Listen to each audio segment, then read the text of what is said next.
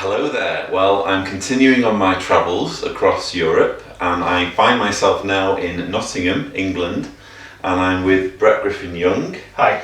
Who is a fellow ex-Jehovah's Witness, and we're now going to have a little bit of a conversation about your experience growing up and what led to you leading the organisation. We were talking about this last night, so we've kind of done a dry run, and we'll see whether we can recreate the spontaneity a little bit. Maybe that might be a challenge, but just because you were once a Bethelite, weren't you? I was, yes. In South Africa. Correct, yeah. So talk us through what your upbringing was and what led to you leaving. Sure. So my upbringing was I was born into the Jehovah's Witness faith by my parents who were never particularly committed Jehovah's Witnesses. My father never reached out, so he was never a ministerial servant, he was never an elder. And all I ever knew was the truth my whole life. Yeah. So I had that typical Jehovah's Witness child upbringing of obviously no birthdays, no Christmas, none of that, but also that whole trying to fit into school. Added to that, although I lived in South Africa, I was actually born in Zimbabwe, and never really felt like I belonged in South Africa. And I remember my father often used to say to me that once Africa's in your blood, it never leaves, and for me, I couldn't wait to leave Africa. So I really had sort of internalized struggles with adapting to be in South Africa and not really feeling like I belonged there. And then add another layer on there of being a Jehovah's Witness and not fitting in the school, in a very strict school system with lots of corporal punishment, that sort of stuff, sticking out like a sore thumb, because at one point in high school I was the only Jehovah's Witness in the whole school. Yeah. So I really did stick out. So that was pretty tough. And you took your faith extremely seriously, I get the impression. I did later. I think as a child I took it as it was. I believed it to be the truth because that's what I was told. Yeah. I didn't really take it terribly seriously until a specific incident when I was 15. Sure. Which is kind of where we're heading with this conversation. Yeah. I also knew before then, while I was a child, I knew that I was gay. Yeah. I didn't know what it meant as a young child, but certainly by the time I had my tweens... You knew you preferred... the company of men to the company of women. Yeah, absolutely. It wasn't like, I think I'll experiment with this lifestyle. No, and surprisingly enough, your viewers might be amazed to know that it wasn't actually a pair of tight pants that converted me to homosexuality. Wow, you heard it here first, folks. Quite. There were no tight pants involved at all. Wow. Certainly not at that point in my life. But no, I always knew. I always knew that I was gay. I always knew I was different. From as early as I can remember, I felt an attraction towards men and not women. Yeah. I didn't know what that meant, obviously, as a young child. But as I grew, it became clearer. And I do remember those talks at the meetings around homosexuality and so on, and the sort of the sharp intake of breath from people in the audience and so on. So that added another layer of sort of what's the word? Guilt and toughness for me. It was tough. It was there were so many things coming at me. I didn't feel like I belonged in Africa. I didn't feel like I belonged in the Jehovah's Witnesses particularly, and I didn't feel it was right to be gay. It must have been very unsettling. It was very unsettling. It was very, very difficult. But I wasn't an unhappy child. I had friends, and I was a relatively happy kid. I had my internal struggles, but I wasn't desperately sad. At age 15, when you really are starting to sort of burgeon, so sexually sort of starts burgeoning, I should say. The hormones start kicking in. The hormones, they start kicking out a little bit before then, yeah. But by age 15, especially with the no masturbation rule. Sure. Because masturbation leads to homosexuality, according to the youth book. Yeah, absolutely. So do not wank. In tight pants in particular. In front of Tony Morris. In front of Tony Morris, yes. Well, that's a whole other conversation. Sorry, where was I? So my sexual tension was building as it does for most young men. And I became very good friends with a young brother in the congregation. He was a little bit older than me, he was 17. And we started a relationship of sorts. We would have sleepovers and things would happen during those sleepovers. And eventually, I think the young ones became suspicious of what was happening. They had no hard and fast evidence at this point, but the rumour mill went into overdrive, and we all know how Yeah, and you were saying around. because they shared a congregation, you're saying 3 different congregations. Yeah, used the same hall. Yeah. So there were young ones in all those congregations. They all spoke to each other. We all knew each other, and so on. But so the rumor had begun that I was a homosexual. I love that term, homosexual. And my parents were called in after a service meeting one night. And I remember it very vividly because my sisters were still at home at that point, aged 20 and 22, while I was 15. And the drive home from that meeting, none of us were sure who was in trouble, but all of us were very pale and shaky. So I have no idea what my sisters were up to. I didn't go to the bottom of that. But clearly they weren't pure as driven snow either. Right, sure. We got home, my father followed me into my bedroom. I knew immediately that it was me, and I knew immediately what it was. Yeah. There was only one thing it could be. And being 15 and being very naive, he said to me, there is a rumor that you're a homosexual, is that true? And I just came out with everything, and I told him all about it. But you were denying it, weren't you? I was denying the fact that I was gay, of course I was. There's no way on earth I was prepared to tell my father at age 15, he would have beat the living crap out of me. Yeah. So no, there was no way I could tell him that I was gay. So I denied it immediately, but did say that there had been instances of homosexual activity, for want of a better term. And he had no idea that that had actually happened. And that's not what the elders had spoken to him about. The elders actually spoke to him about the fact that there was a rumour that I was gay. So there was no substance to it, but under interrogation you let the genie out of the bottle, so to speak. Quite, and then of course once that happens there's no going back. I think, I should point out at this point as well that I was not baptised. I was not yet a baptised Jehovah's Witness.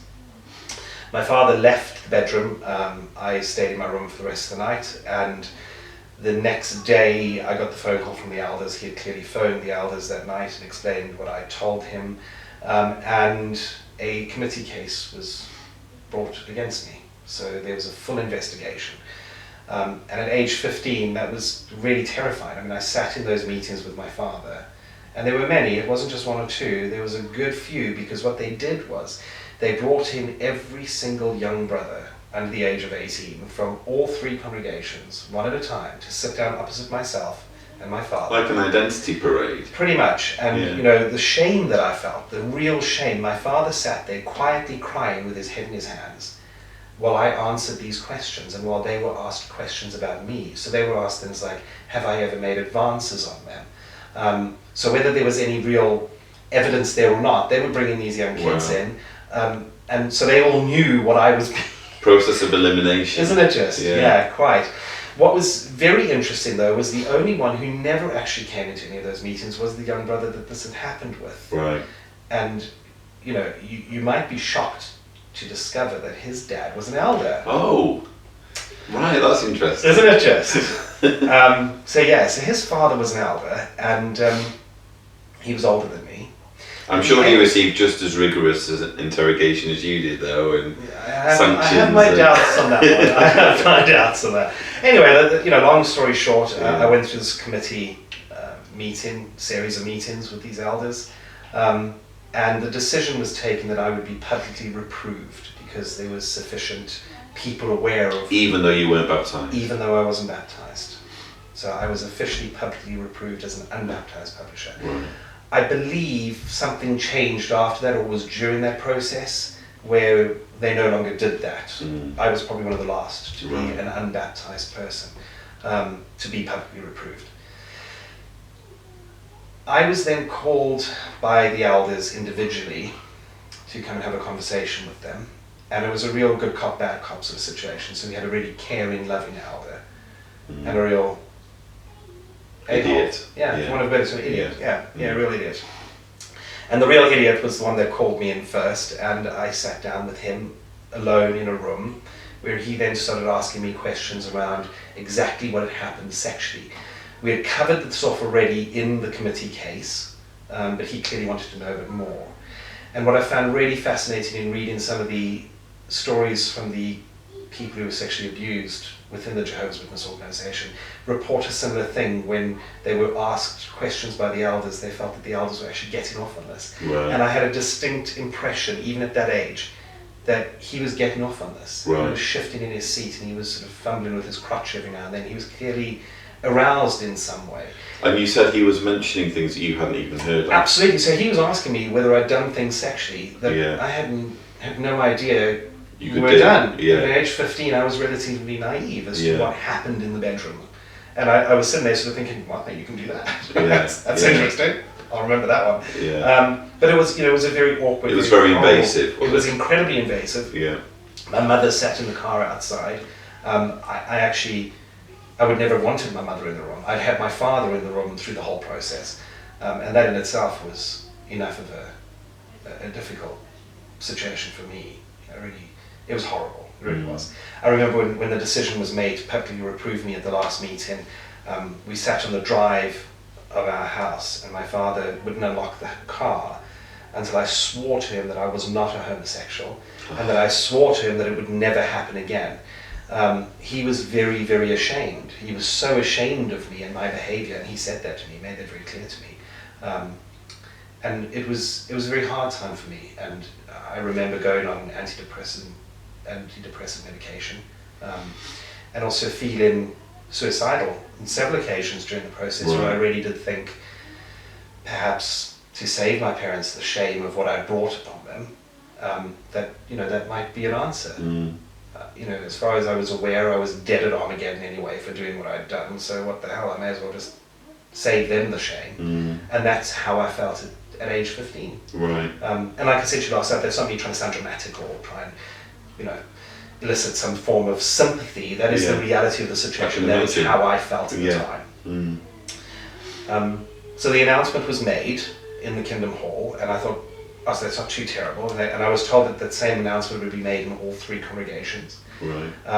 So the brother got up on the stage and sort of said the matter involving me had now been dealt with. Yeah. And I continued to serve as an unbaptized publisher. Right. And I sat there thinking, that's not too terrible. Phew. Okay. He stepped down off the stage. Babcock got up there and gave a talk, a local needs talk, on homosexual behaviour in the congregation, how there had been homosexual behaviour in the congregation, and that Jehovah's Spirit had left the congregation as a result of this. And I sat there, aged 15, and I think I'm a parent now. I have a 5-year-old, and I think to myself, God, I couldn't imagine allowing this to happen to my child at whatever age. But at 15, as naive as I was, to sit there and think that I was personally responsible for 140 something souls in my congregation, and I was to blame for that because I was just doing what I thought was natural to me. Anyway, I was reproved. I continued to serve as a publisher, even though I had all the restrictions on me, so I couldn't do anything extra in the congregation. I was asked by one of the elders, the good elder, and I think it was more of he was speaking his mind as opposed to actually asking me the question, but he said, what happened to the 17-year-old brother? And he was in our congregation. Because supposedly he was also involved in this act of wrongdoing, so you would think that the penalties against him would be just as bad. He certainly wasn't. And he was the older one of the two as well. He was the older one, yeah. I was told during the committee meeting, though, that I had led him astray. And I thought perhaps I had. Right. This is elders, they've been appointed by Jehovah, and this is what they're telling me after praying to Jehovah. So I'm sort of thinking, well, they must have clearly got some form of divine message to say that I had. And you were too young to say, oh, how convenient that the elder's son was led astray. Absolutely, and how cowardly of my father in many respects not to go, hold on a second. Not long after that, so nothing ever happened to this older brother. He wasn't baptized either. He got married to a woman within 6 months. He wasn't even 18 yet when he married her. You'll be shocked to hear they got divorced. It didn't work out. But that was his way of dealing with it, I suppose. And he's no longer alive. He died of a heart attack not long ago. Right. Literally a few months back. And so I never saw him again. Well, I did see him again at meetings, obviously, but once I left, I never really had any contact with him again.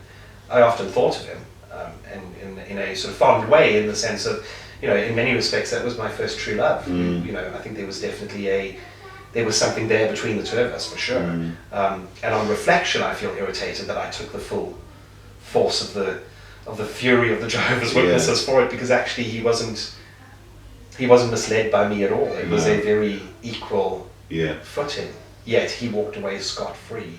But despite that injustice, you clearly still felt some kind of loyalty to the organisation. Absolutely. I kind of thought, well, this was my opportunity. I had now confessed all my sins. I could start with a clean slate. Yeah. I worked very, very hard to clear my name in many respects. Not that I could ever clear it. You've got that mark for the rest of your life. It's on crosses with a big H. Yeah. Homosexual. Yeah.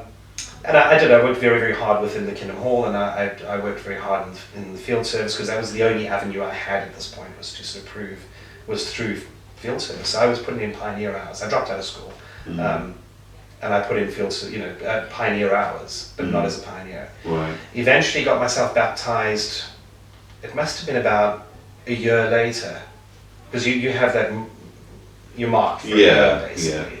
Well, they don't give you any time scale, but realistically, you know it's about a year. Sure. And I got baptized after that, and became an auxiliary pioneer, and 6 months later became a regular pioneer, and then applied to Bethel. Right. And I was astonished that I got into Bethel. They were desperate for construction workers. I mentioned to the construction team, because one of the questions in the application is, have you ever been involved in homosexual activity? It was the same, I think, for my MTS application as well. Yeah, and obviously they had my files, so they know the story. So I had to answer yes to that, and then they asked for some details as to what had happened. Which again, now in reflection, I'm sort of bemused, because it's like, well, either you do or you don't. Why do you need to know exactly what happened in those experiences? Why do you need the gruesome details? Yeah. There you go. But they still accepted you. They accepted me. I clearly worked very hard to clear my name and prove how heterosexual I was. And yes, I served at Bethel for 3 years, from the age of 19 to 22. And it was while I was at Bethel that I actually started losing my religion. It was the beginning of the end for me. It's the house of God. It's the pinnacle of any young brother's dream, is to become a Bethelite. You know, once you're in the door, you're in, and everybody is so incredibly proud of you, and it's the safest place to be as well, isn't it? Because you can be protected from all the worldly influences and everything. And yet, the witnesses I was with at Bethel were far more worldly. I hate that term worldly, but I'm going to use it because it's an expression that is familiar with ex-Jehovah's Witnesses. But they were so much more worldly than the worldly people I know now. Right. They really were. I never drank until I went to Bethel. I learned how to drink like a fish at Bethel. There's not much else to do at Bethel other than get drunk. Yeah. Partying, a lot of partying, a lot of sneaking out at night and going to clubs and bumping into other Bethelites at rock concerts. I remember going to a big birthday bash rock concert. One of the radio stations was turning 5 or something, and Sting was playing and Phil Collins and that sort of stuff, and we all went, and there was loads of Bethelites there, and we all pretended that we hadn't seen each other and that sort of stuff. There was lots of that sort of behaviour that happened. But for me, the big thing, the real straw that broke the camel's back in many respects, was I became very good friends with an older couple, and she had desperately wanted children. And I say older, they're probably my age now, early 40s, maybe mid 40s. They desperately wanted children, but had devoted their lives to full-time service, so they never had kids. And they were international servants, so they worked on different construction sites around the world, and they came in and trained the local brothers and sisters on how to do building skills, and they worked in drywall. That was their speciality. And I became very, very good friends with them. And, you know, Bethel can be a lonely place for a young person, it really can. You can't actually have that much fun, although we did have a lot of fun. The law says you can't. And they really took care of us, not just me, but several of the young brothers in the area. And she used to bake for us and just mother us, really. It was lovely. She used to cook on you were like the children that she couldn't have. Absolutely. And you know, on the way it worked on the construction, we worked slightly different hours to the actual Bethelites at the time. And Saturday evenings we lived off site, so Saturday evenings we usually didn't stay for dinner. We'd go home, having got something on the Friday night to cook and make dinner for on the Saturday. And they would always cook for us, and we'd get back from work and they'd be something delicious waiting for us. They were just nice people. Yeah. Anyway, one of the elders at Bethel decided that my relationship with them was inappropriate, and in particular with the sister, which was cracking me up inside, because I'm sort of thinking, yeah, you really are barking up the wrong tree here. Yeah. You got the wrong idea if you think I've got any designs on the sister whatsoever. Yeah. But he wouldn't let it go, Yeah. and he started putting things in writing to me around, I was seen leaving their apartment at midnight on the Saturday, and I'm sort of thinking, well, yeah, along with several other brothers, but even if it was just me, they were both there. What's the issue here? And there's the door open rule as well. There's the door open rule, but I mean, both husband and wife were there, and I'm having a dinner with them, and we're playing board games. It was absolutely, completely innocent, and I was sort of thinking, well, why are you going on about this? Because it is innocent. There is nothing happening, and if Jehovah really is guiding these people, then why am I being targeted? Yeah. And I said that to him at one point, and his response to that was, well, it's going to happen. It will happen. And I was like, well... It's already happened in my mind. Well, yes, absolutely. In his mind, I'm sure it's happened many times over. In mine, couldn't be further from the truth. Yeah. And I thought that was really rather unfair, but he wouldn't let it go. And then I started questioning, sort of thinking, well, is he onto something? Almost is this an inappropriate relationship? Maybe, does she have designs on me? I never ever got that impression, but I started thinking, well, maybe I should stop, or at least tone the friendship down. But we were in the same congregation. We used to travel together in the same car, and so we were really good friends. Anyway, a few weeks later, it all transpired that this elder from Bethel, who constantly badgered me about this relationship, who was married, was having relations with another young sister at Bethel, who was also married, who was on his department, and they were caught literally mid-act during lunchtime in the window manufacturing department. The same one that had been on your case. Absolutely the same one. And this was within weeks of the last time I'd had a lecture from him about it. And they were all dismissed from Bethel, and it was a big scandal around all of this. And to me, that was it. I just thought, you know what? If Jehovah was running this, if he really had some influence here, or if he had some involvement in the elder process, then this would not be happening. Certainly not at Bethel. Certainly not on that scale. And that was it. I handed in my resignation and said, I want to go back into this. I wanted to go back into pioneering, because I actually felt closer to Jehovah, for want of a... It just sounds so crazy for me to be saying that 20 years later, but I did. When I was pioneering, I felt like I had a relationship with the deity. I did. And that's what I wanted to do. So I resigned and left Bethel, and then something else happened. You had another gay experience. Another gay experience, yes. And yet again, there were no tight pants involved. So I'd been an exceptionally good boy from the age of 15, right up until now I'm 22 years old. Absolutely no crossing of any lines. And I was house sitting for a family, and a young brother in my book study group came home with me, and they had a hot tub. And there was wine involved, and a hot tub, and semi-nakedness, and one thing led to another, and several times that night we crossed a line. I'm not going to ask you how many times. Please do, as an elder, you're most welcome to ask all the gruesome details. No, we did. We crossed a line, and I knew at that point that, given what I'd gone through at age 15, I'd found it so traumatic that there was no way on earth I was going to do it again. And hands up, I was a coward, and I just said, I can't face the elders, I can't do this. So I decided to fade, but sort of almost an insta-fade, really, where I told... You went off the radar. I went off the radar completely. I told one congregation I was moving to their congregation, and I just told the other congregation some other story, and I just never pitched it either again. And I went undercover, basically. I hit the ground. I was fortunate in some respects that my parents by this point had lost their religion.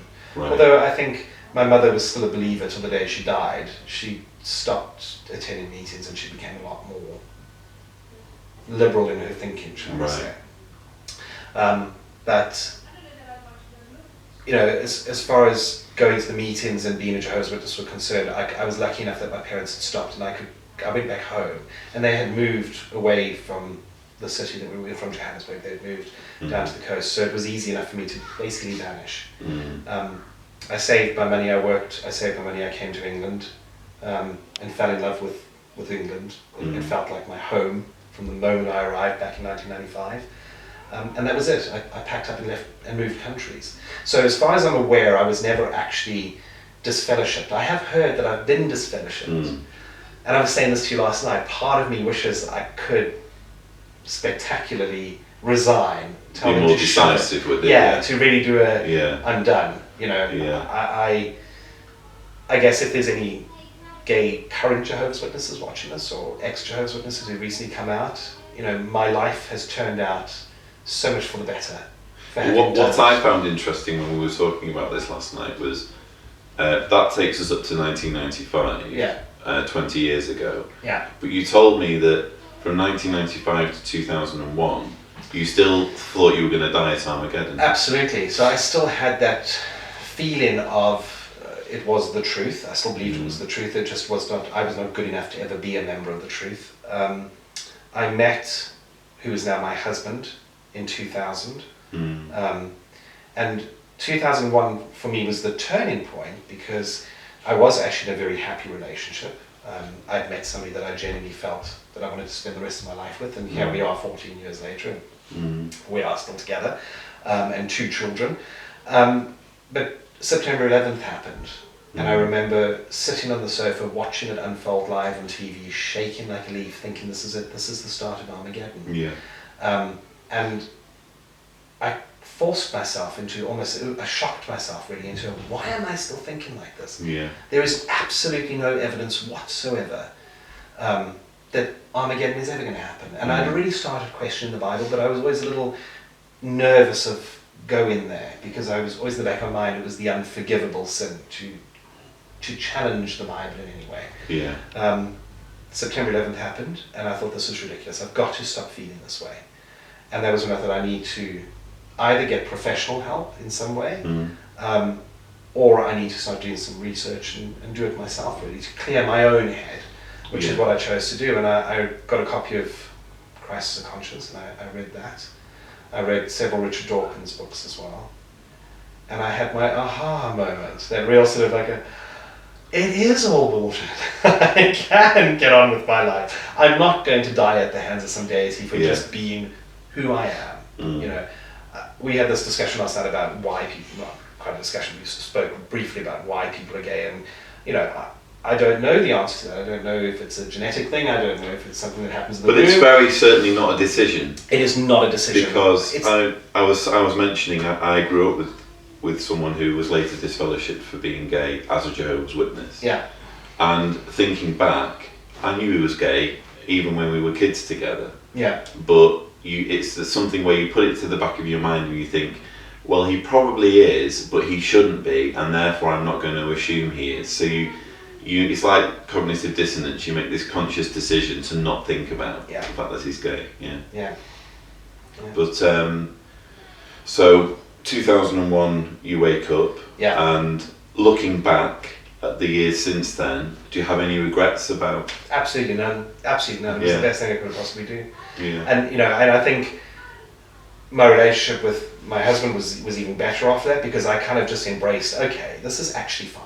And what was interesting was all my worldly friends, of which I had many by this point, were completely and utterly supportive. And in fact, I remember my coming out, and I came out at 25, and I was working in this little hotel in Oxford, and I had this lovely friend, Danny. She was wonderful, and she'd had loads of gay friends, and she had told me about all her gay friends and stuff, but Danny had no idea that I was gay, because I could play it straight, I really could. And Danny started developing feelings for me. And we went to the pub one night, because I thought, I have to tell her. She's my best friend at this point. She was my closest friend, and I thought, I have to tell her. But I never actually said the words, I am gay, until I was 25, and until I was stood in front of Danny. And we went to the pub, and I had several shots of something for Dutch Courage. And we were there with our mutual friend Simon, and Simon went to the bathroom, and I thought, well, this is my opportunity. I've got to now just tell her. And I said, I need to talk to you. I need to talk to you now, and we're going outside. And I was shaking, and I was really nervous, and and she was in tears because she thought I was going to tell her something really serious. Yeah. And I just said to her, I'm gay. And that was the first time I ever said the words.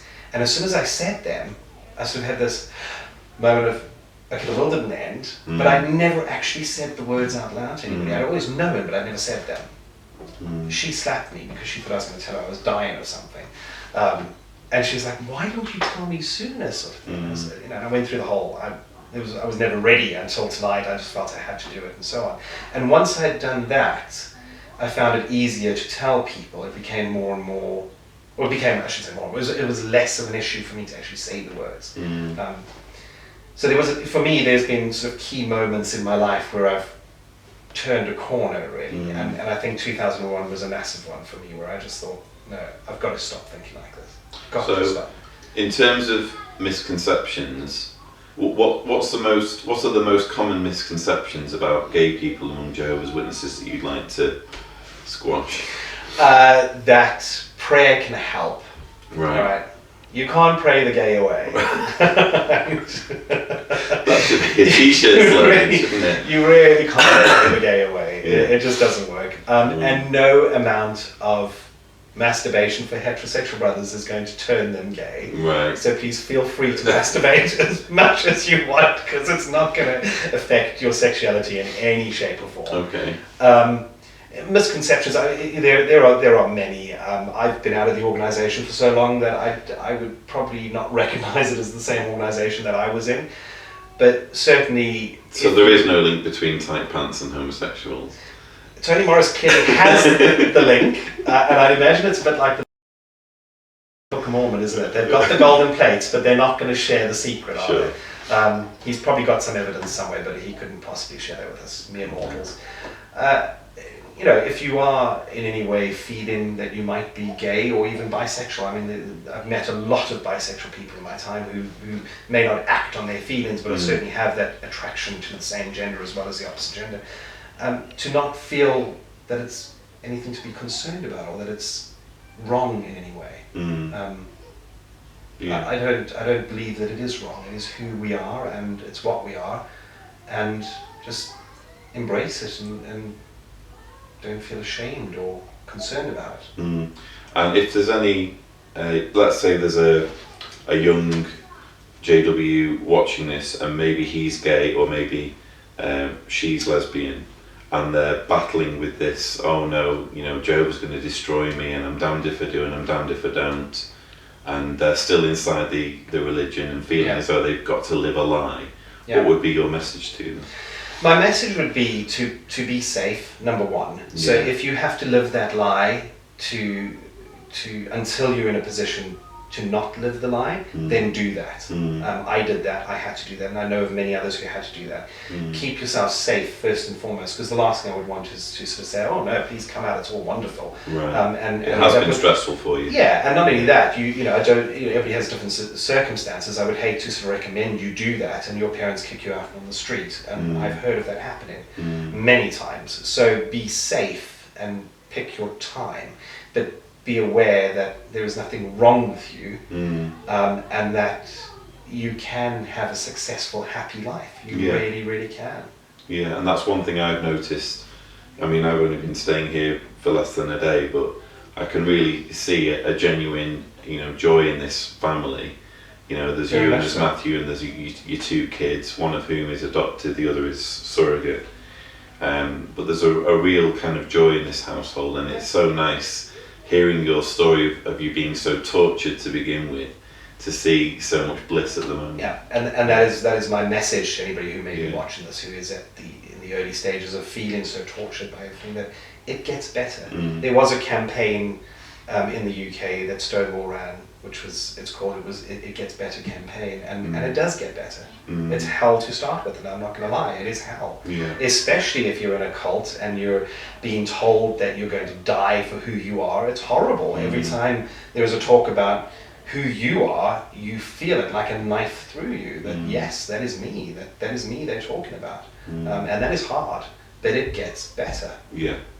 I think that's a positive note to end on. Absolutely. So Brett, thank you so much for sharing your story. You're welcome. And we'll see you again soon. Thank you. Bye-bye.